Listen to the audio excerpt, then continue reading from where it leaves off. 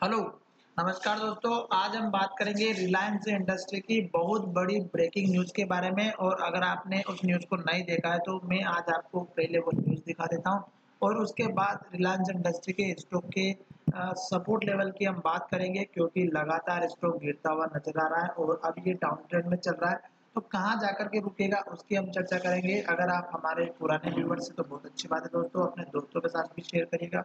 और अगर आप इस वीडियो को पहली बार देख रहे हैं तो सबसे पहले हमारे चैनल को सब्सक्राइब करिएगा और बेल नोटिफिकेशन प्रेस करना बिल्कुल भी ना भूलें। चलिए सबसे पहले देख लेते हैं कि रिलायंस इंडस्ट्री की वो न्यूज़ क्या है, और ये वीडियो आपकी एजुकेशन के लिए।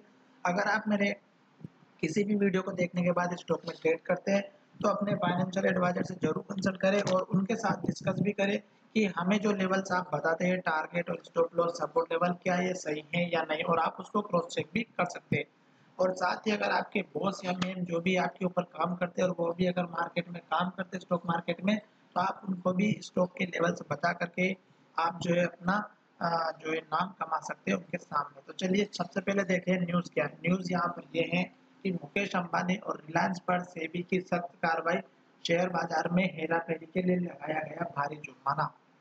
जी बिल्कुल, जब आप इस न्यूज़ को पूरा अच्छे तरीके से पढ़ेंगे तो आपको यहाँ पर दिखाई देगा कि न्यूज़ पूरी क्या थी। अगर आपको पता हो कि रिलायंस इंडस्ट्री सबसे पहले पेट्रोलियम में काम करती थी और फिर ये जो है आने धीरे-धीरे आगे जियो फियो इसमें भी काम करना स्टार्ट किया। तो यहाँ पर देखिएगा, इन दिनों भारत के सबसे अमीर शख्स और रिलायंस इंडस्ट्री के मालिक मुकेश अंबानी का नाम खूब सुर्खियों में, लेकिन यह नाम और भ्रातृता बोर्ड भी ज्यादा चर्चा में आ गया जब शेयर बाजार के को रेगुलेट करने वाली भारतीय प्रतिभूति और विनिमय बोर्ड सेबी ने मुकेश अंबानी और रिलायंस पर शेयर कारोबार में हेराफेरी का आरोप लगाया है, जिसके चलते मुकेश अंबानी की मुश्किलें काफी बढ़ गई हैं।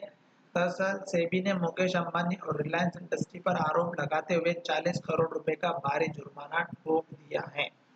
बता दें कि सेबी ने यह कार्रवाई नवंबर 2007 में पूर्ववर्ती रिलायंस पेट्रोलियम लिमिटेड आरपीएल के शेयर कारोबार में कथित गड़बड़ी को लेकर की है, जिसके तहत सेबी ने रिलायंस इंडस्ट्री पर 25 करोड़ रुपए का और मुकेश अंबानी के साथ-साथ दो अन्य इकाइयों पर 15 करोड़ रुपए का जुर्माना लगाया है। इसके अलावा सेबी ने Navi Mumbai says private limited पर 20 करोड़ रुपए और मुंबई सेज लिमिटेड पर 10 करोड़ रुपए का जुर्माना लगाया है। जानिए कैसे हुई गड़बड़ी।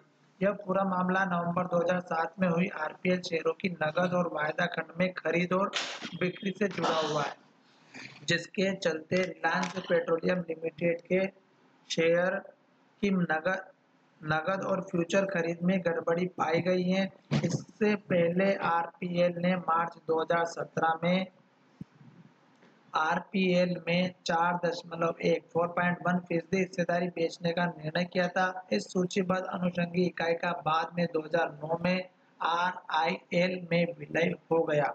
वही अब इस मामले पर सेबी का कहना है, प्रतिभूति की मात्रा या कीमत में कोई भी गड़बड़ी हमेशा बाजार में निवेशकों के विश्वास को चोट पहुंचाती है और वे बाजार में हुई हेराफेरी में सर्वाधिक प्रभावित होते हैं। इसलिए यह जुर्माना लगाया गया। दोस्तों, आप सभी को पता है कि ये एक न्यूज़ है और न्यूज़ बेस पर स्टॉक की ट्रेडिंग बहुत होती है। तो मैं आज आपको दिखाऊंगा सपोर्ट लेवल, और स्टॉक डाउन ट्रेंड में चल रहा है ये भी मैं आपको बताऊंगा, और कहाँ तक रहेगा दोस्तों इसके बारे में भी हम बात करेंगे। अगर आपको पता नहीं है कि मार्केट में सबसे पहले ट्रेंड कैसे चेक करते हैं तो हम उसकी चर्चा करेंगे, और उसके बाद हम देखेंगे स्टॉक में लेवल्स। तो देखिएगा, सबसे पहले देखते हैं कि स्टॉक ने यहाँ पर हाई बनाया और स्टॉक ने ये लो बनाया। इस लो को तोड़ करके स्टॉक ने नया लो यहाँ पर बनाया, फिर स्टॉक ने नया लो यहाँ पर बनाया, फिर स्टॉक ने नया लो यहाँ बनाया, फिर स्टॉक ने नया लो यहाँ बनाया। इस लो के बाद स्टॉक ने कोई हाई नहीं बनाया, सॉरी लो नहीं बनाया, तो स्टॉक का डाउन ट्रेंड यहाँ पर खत्म हुआ। फिर स्टॉक ऊपर गया और स्टॉक ने यहाँ पर लो बनाया, फिर ऊपर लो बनाया, फिर और ऊपर लो बनाया, फिर ऊपर लो बनाया, फिर ऊपर लो बनाया, फिर ऊपर लो। इस तरह से स्टॉक ने यहाँ पर लो बनाया और एक लो यहाँ पर बनाया, और स्टॉक ने हाई को ब्रेक किया, जैसे कि यहाँ पर ब्रेक करके नया हाई बनाया, फिर यहाँ पर हाई बना, फिर यहाँ पर हाई बना, फिर यहाँ पर, फिर यहाँ पर, फिर यहाँ पर और फिर यहाँ पर दोस्तों। तो ये स्टॉक का लास्ट का हाई था 2300 रुपए 70 पैसे के आसपास का। उसके बाद स्टॉक ने जो लो लिया था यहाँ पर आप देख रहे होंगे, इस कैंडल का लो था और स्टॉक ने इस लो को ब्रेक कर दिया और हाई जो बना वो इस हाई के नीचे था और ये हाई अगर आप देखेंगे तो 2314 रुपए के आसपास का है। फिर स्टॉक में लो इसको ब्रेक होने के बाद स्टॉक ने नया लो यहाँ पर बनाया, स्टॉक ने नया लो यहाँ बना दिया। अब स्टॉक ने जो हाई बनाया था यहाँ पर बनाया इस हाई के नीचे, फिर स्टॉक ने लो यहाँ पर बनाया, फिर स्टॉक ने हाई और नीचे बनाया, फिर स्टॉक ने लो यहीं पर बनाया, फिर स्टॉक ने हाई और नीचे बनाया। तो अब कहने की बात यह है कि स्टॉक डाउन ट्रेंड में चल रहा है और स्टॉक हर बार जो है लो की तरफ जा रहा है पर हाई को ऊपर नहीं लेके जा रहा है। दूसरी बात स्टॉक में जो कैंडल बनी है वो आप देख रहे हैं यहाँ पर रेड कैंडल बनी है और ये हमारी इन्वर्टेड हैमर थी। जब इस कैंडल का लो ब्रेक हुआ तो स्टॉक में गिरावट आई और अब आपका लो जो है ये डोजी कैंडल का लो है 1975 का।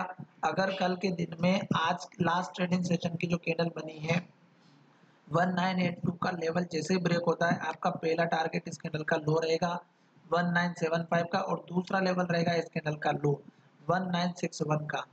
हो सकता है कि दोस्तों ये स्टॉक के दोनों लेवल टूट जाए और स्टॉक शायद यहाँ जाकर के सपोर्ट ले तीसरे लेवल पर 1921 पर एक ही दिन के अंदर, क्योंकि स्टॉक ऊपर जा नहीं पा रहा है क्योंकि स्टॉक ने यहाँ पर आए बनाया, फिर यहाँ पर आए बनाया, फिर यहाँ नीचे आए बनाया और अब और नीचे आए बनाया। और दूसरी बात स्टॉक लो यहाँ पर बना रहा है, फिर स्टॉक ने इस लो को तोड़ करके फिर ये जो लो था यहीं जाकर के लो बनाया।